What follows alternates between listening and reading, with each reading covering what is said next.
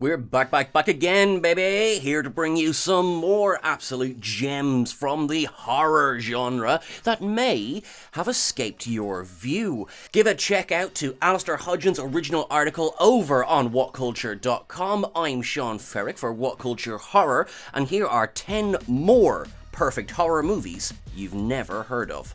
Number 10.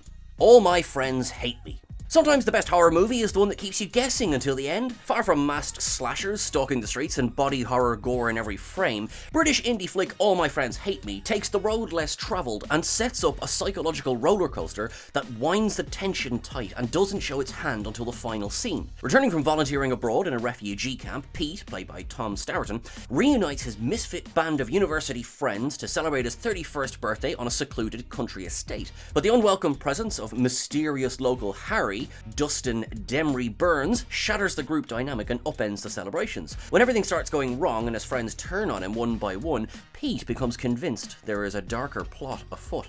Helmed by TV director Andrew Gaynord, stat Let's Flats, the film premiered at Tribeca in 2021 and, despite being picked up by BFI for distribution, has largely flown under the radar. Its unlimited run in the mid and late 2022, briefly championed by Indian arthouse cinemas, but largely lost in the rosters of the big out-of-town multiplexes, and has since been confined to the well-intentioned yet oft-ignored archives of the BFI's own streaming service.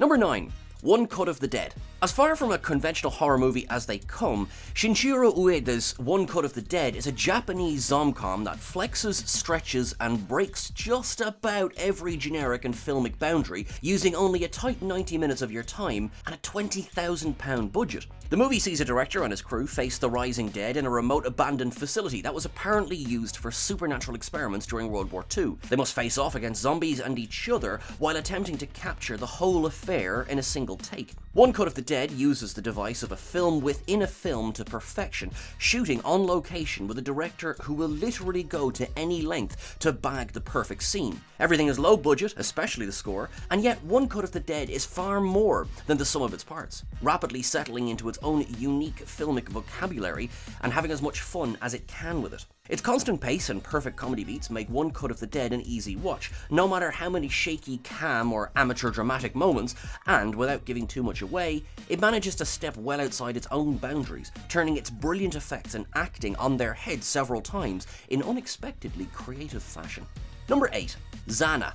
Is it a psychological horror? Is it a war movie? Is it a human drama? Well, it's kind of all three. Defying categorization, Zana folds horror tropes and imagery into a stark portrayal of Kosovo life, while dissecting the fallout from the country's infamous late 90s war, all building to a revelatory climax. A decade after the war, Lume, Adriana Matoshi, her nightmares are haunted by a blood-soaked youngster, while in her waking life she suffers the personal and social retribution of struggling to conceive. Unable to live up to her husband and stepmother's desires for a larger family, Lume is taken to the snake oil healers who treat her infertility against her will.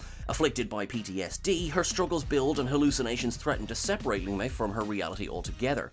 Zana has the tense family elements of the likes of Hereditary, played against extended nightmare sequences, witch doctors, and mysterious pregnancies, all of which ask us whether we want to write events off as social prejudice or embrace the presence and possibility of something more supernatural. Genre purists may be unsatisfied with the socio-political drama at the film's core, but its meditation on loss is uniquely dark and frequently terrifying, especially surrounded as it is by blood and ghosts. Number 7. Oculus Chapter 3, The Man with the Plan. Director Mike Flanagan may be horror royalty these days, but back in 2006 he was making low-budget short films in an effort to get studios and financiers to take a gamble on him in the big leagues. Amongst these projects is the fantastic mouthful Oculus Chapter 3, The Man with the Plan. In an effort to prove that an antique mirror known as the Lasser Glass has been responsible for a string of deaths, murders and suicides throughout the ages, Tim Russell, played by Scott Graham, sets up shop in a bare room with just himself, 3 cameras and the mirror itself. While his intricate series of alarms and checks designed to keep him present initially seem to work, time begins to slip away from Tim, and soon he's at the mercy of whatever lives within the mirror's reflection. Originally intended as part of a longer anthology of horror shorts telling the tale of the film's supernatural MacGuffin cum antagonist, the Lasser Glass, Oculus Chapter 3 was instead scaled back to a tight, single-room, single-sequence film, and boy does it ever benefit from it. Flanagan makes creative use of the 3-camera, 3-monitor setup, weaving confusion and temporal instability into the film's fabric for only one actor and, for the most part, a normal mirror. Far greater than the sum of its parts, Oculus manages to be scarier than most feature horrors with 1,000 times its budget, and ultimately helped to get feature-filmed Oculus made 7 years later.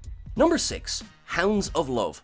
Eschewing tradition, convention and tropes, Australian kidnap feature Hounds of Love turns what could have been a paint-by-numbers piece of torture porn into a tense and terrifying psychodrama that uses its grimmest elements to develop its characters rather than titillate viewers. Loosely based upon a series of real crimes committed by Aussie couple David and Catherine Burney, and somewhat curiously named after the 1985 Kate Bush album, the film sees teenager Vicky, played by Ashley Cummings, abducted from the suburban streets after a blazing argument with her mum. Chained to a bed and forced into a nightmare of violence, rape and domination by nutty bogan duo John, played by Stephen Curry, and Evelyn, played by Emma Booth, Vicky uses every tool she has to try and survive the ordeal and turn her murderous captors against each other.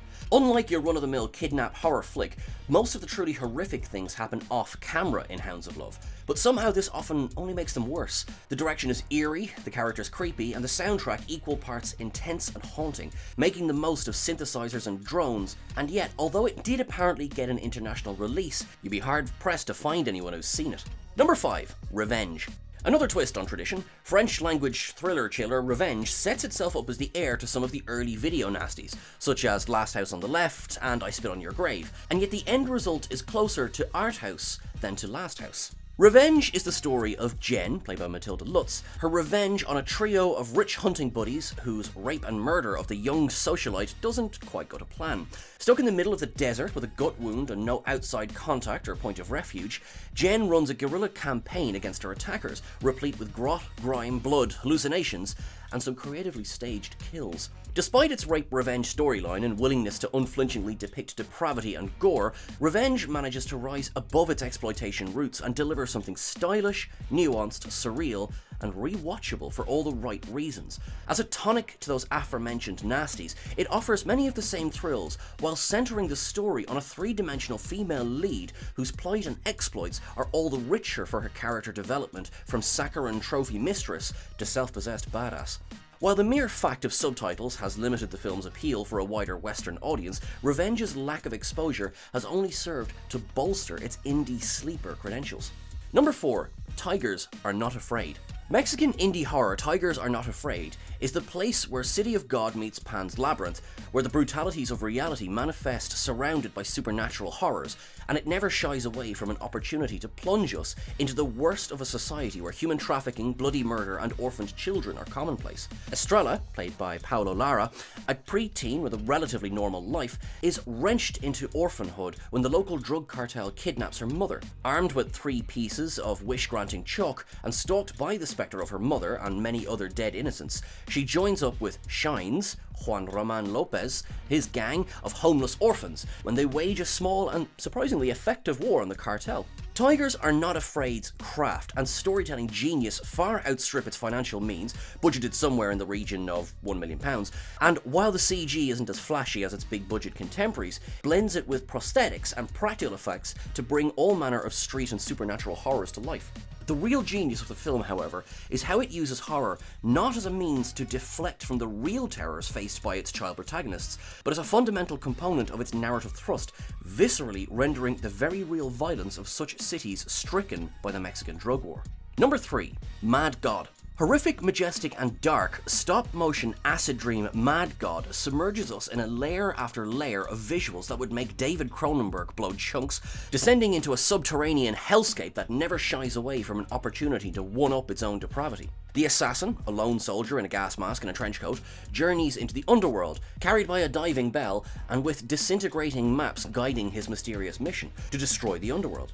He ploughs on through eons of misery, passing wretched creatures of all shapes and sizes being torn and tortured and made to suffer all manner of unspeakable indignities for unknown and almost certainly unnecessary purposes, until he becomes one himself. With no dialogue, Mad God relies on its grim visuals and a rich and foreboding soundscape to carry tension from beginning to end.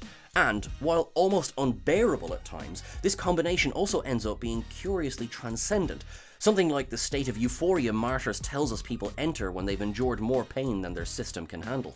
A labour of love, constructed over some 30-odd years using spare weekends, crews of volunteers and Kickstarter money, Phil Tippett's animated Odyssey is perhaps the best stop-motion ever to have hit our screens, and certainly the best horror, and it comes with a disturbing message. There is no purpose but creation and destruction themselves. Number 2. Antiviral. Brandon Cronenberg has really put his stamp on horror in the last few years, with his most recent picture Infinity Pool finding purchase in some of the more popular corners of the film and cinema scene this year, but back in 2012 he was still small potatoes, fighting to get out from under his father's shadow and putting together his first feature on a budget of less than £2 million. The feature film in question is Antiviral, starring a post-X-Men, pre-Get Out Caleb Landry Jones as Sid March, employee of a clinic that offers injections of celebrities' diseases to the most obsessive fans.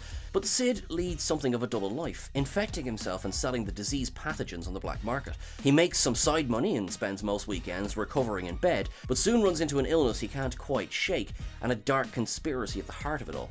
Despite debuting at Cannes and co-winning the Best Canadian First Feature Film at TIFF, Antiviral screened in only 2 cinemas in the UK and made somewhere in the region of £100,000 globally. It's no surprise then that nobody saw it, and a similarly woeful home media release in the intervening years has ensured things remain that way. Nevertheless, Antiviral's blend of psychological thrills, body horror, and good old-fashioned misery make it essential viewing.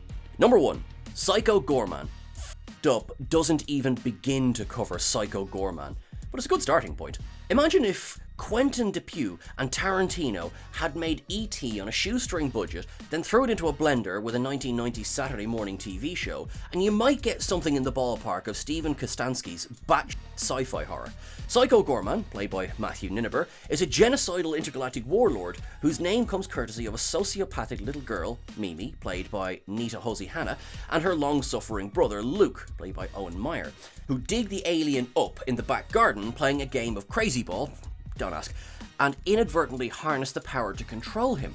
Psycho wants nothing more than to visit exquisite suffering upon the galaxy, and the kids want a new playmate. Wackiness ensues. Due primarily to its B-movie creds, the film has thus far seemed destined for the Shudder back shelves, yet Psycho Gorman sports brilliant writing for all, not leaving a single character to melt into the scenery, but paying especially screwy attention to the children, with Josie Hannah in particular delivering lines that would feel at home in BoJack or South Park. Add to this Psycho's cadre of alien generals, most of whom look fit for the rogues gallery of Power Rangers, Luke and Mimi's parents, who are going through something of a marital crisis, and more gore and violence than an MMA match in a butcher shop. This is one unsung horror you'll someday be showing your kids.